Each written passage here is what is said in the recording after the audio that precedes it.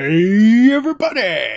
Koricon here, and we're going to be looking at the teaser for Kurukshetra. I had done the reaction to the promo that came out in October, and I did that as a collaboration with Pardesi. If you want to check that out, I have a link to it in the description below. You can check that out. I didn't know much about this going into the other promo, and afterwards a lot of people had commented in the video letting me know about some of the backstory on it, and it's really interesting. It's based on an epic poem from around 400 to 200 BCE, and it's called the Mahabharata. I hope I pronounced that right. There's a lot of A's in there.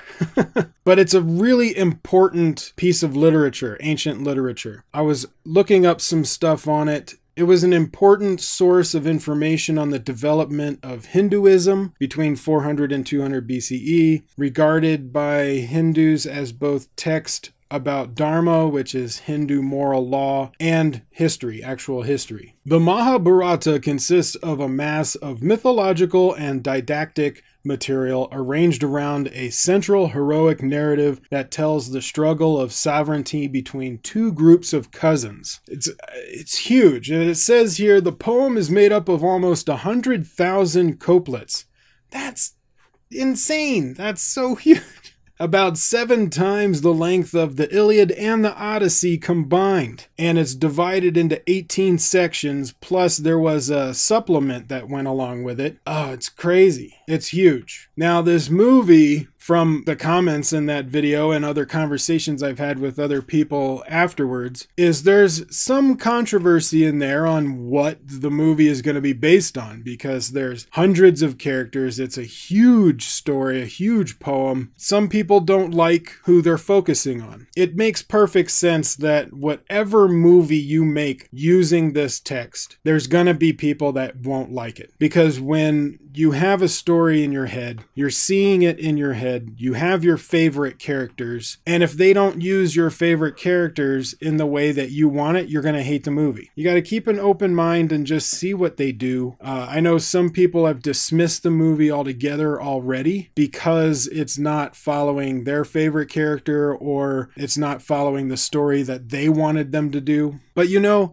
if this movie makes money, they will do more and higher budgets. And so you might get continuations of the story of other parts, and eventually they would probably get to the story and the characters that you love. So I would be interested to see if this movie does well, because if it does, we might get some more along the same line. I was also told that that was turned into a TV series in India that went on for years. And that's really interesting too. I haven't seen anything on that TV show, but if you've seen the show, which a lot of people have apparently, let me know what you think about the show. But let's jump into this teaser so we can see what they've got for us. I just wanted to share that information because I found it really interesting, and for people like me that didn't know what this was going into it, you know, you probably want to know. Now, I do not have any English subtitles, so I may need help with some translation. Just let me know in the comments section what they say, if they say anything. It's only 1 minute and 38 seconds long. Possible there's no dialogue, but let's check it out.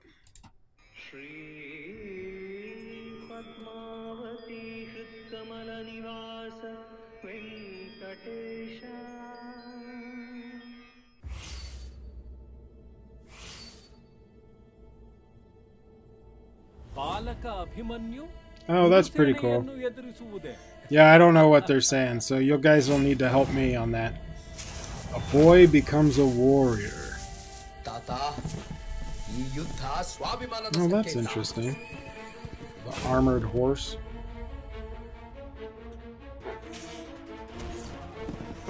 Oh, I like that. I like that shot.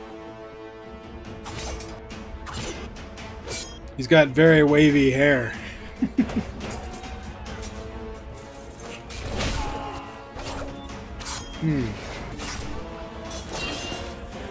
They're going very,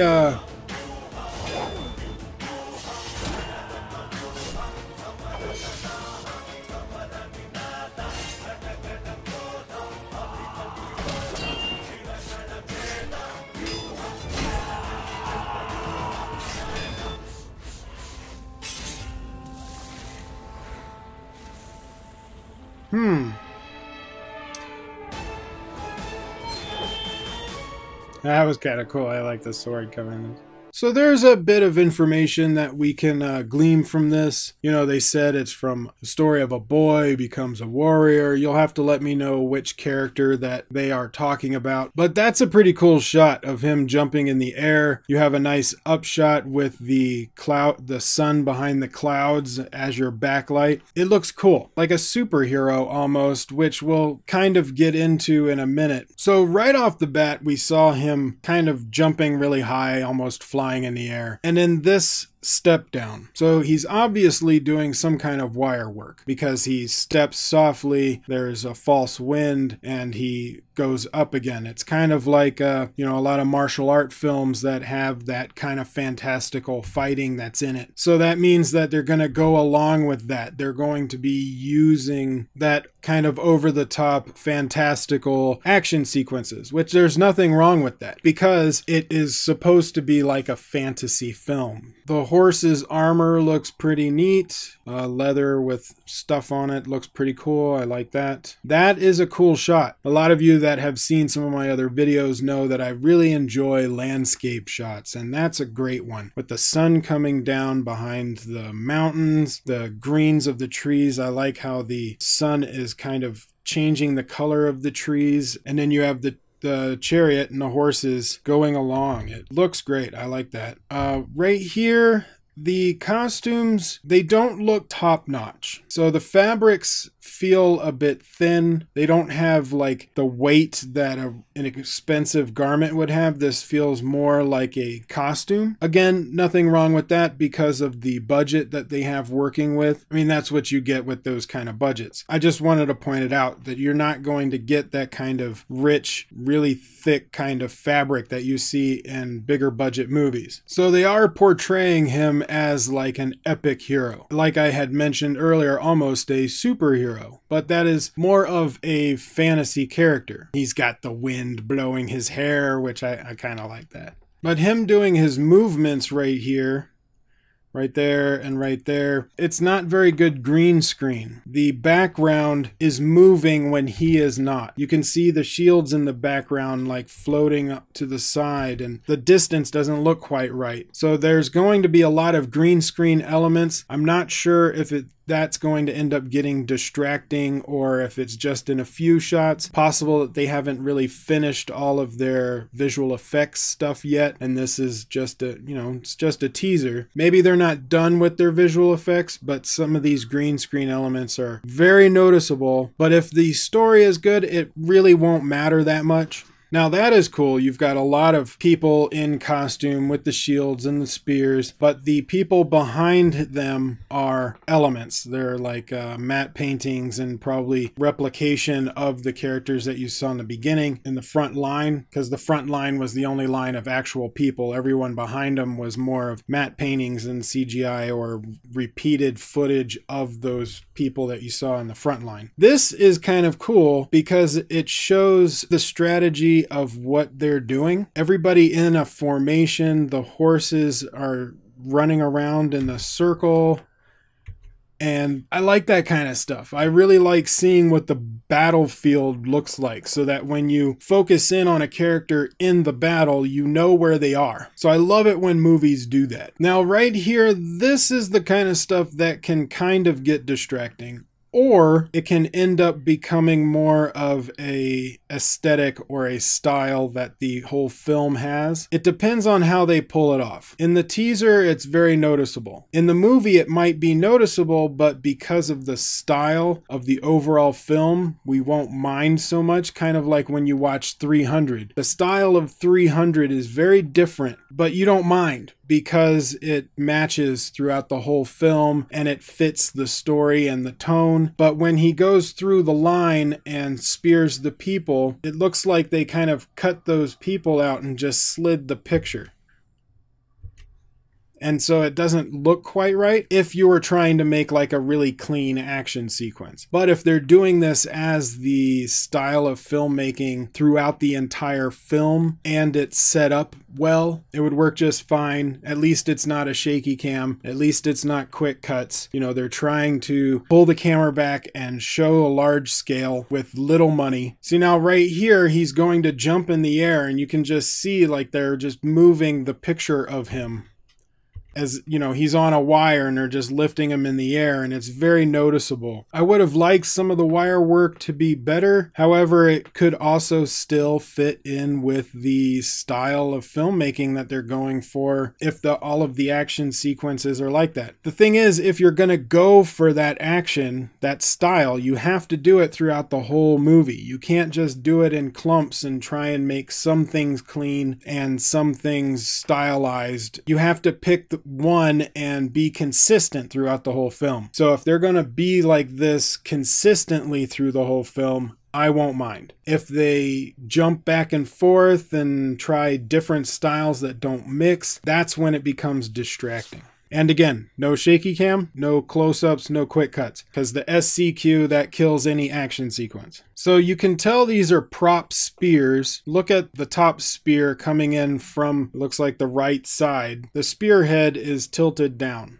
It's angled down. It kind of matches the style that they were going for earlier with some of that comic book or superheroes odd visual effects and green screen elements. Yeah, I don't know. I don't know if I would like that or not. I guess I need to see the context of the entire film and what they do with that. Now, one of the things that we talked about with, well, I talked about with Pardesi in the last video was the scale of the sets. And this was one of the sets that we were talking about. They had really huge practical sets, and those looked awesome. They looked great. So even though the action is going to have some of that fantastical, stylized, odd green screen jumpy elements, the sets and location and the grand scale of it will look good. Like this scene right here. They're in a green screen. The colors are a little off for what's in the background, feels a little darker than the color tones of the two principal characters closer up. Just slightly, but enough that you can tell it's green screen. When he stabs him, the spear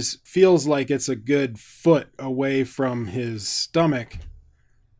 It feels like that's really far away behind him. So you're like, it doesn't even look close to as if it had gone through him. But again, that kind of fits the style of all of the other action. They're being consistent with that style. It's not just one scene in this teaser that has that look to the action. So I don't know. It's going to be one of those movies you have to watch to know if you're going to like it. Some of the choices that they're making in this teaser really depends on how they play it throughout the film. Individually, some of those action sequences don't look good. But if it's part of the style of the entire film, it can work. The same thing with 300. If you watch just one specific scene or one action sequence and you don't have any context to the film, it doesn't look very good. But within the context of the whole film and the consistency of that style of action throughout, people love the movie and you don't mind. If they are consistent and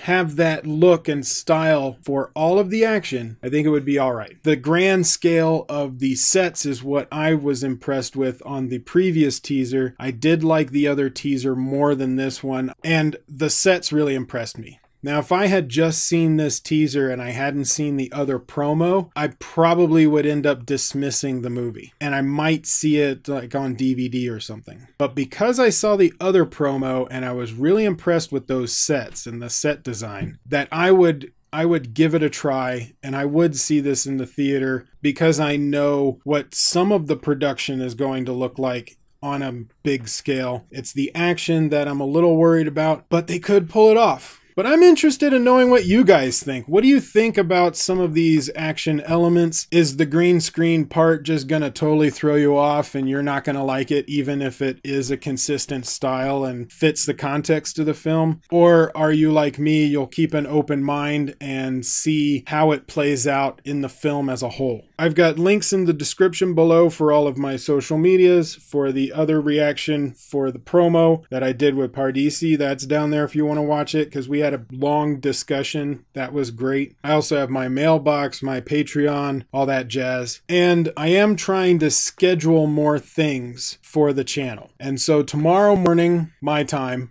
9 a.m. my time, which is Mountain time in America, which is 9:30 p.m. in India, I will be doing a 1-hour live stream. So if you would like to come and hang out for an hour, we'll just chat, answer questions, just talk about whatever comes to mind. I'm not going to be doing any live reactions though, because it's just an hour and I just want to hang out and talk to you guys, you know, have a good conversation. Come and join the live stream, 9:30 p.m. India time, 9 a.m. Mountain time in the US, which I guess would be 11 Eastern if you needed to know that. But check that out. I will be posting about it later tonight or closer to the morning so that you guys know that it's coming. Turn on that notification bell so that you get notified when it hits. Like, share, subscribe. Tell your friends. And I will see you on the next video.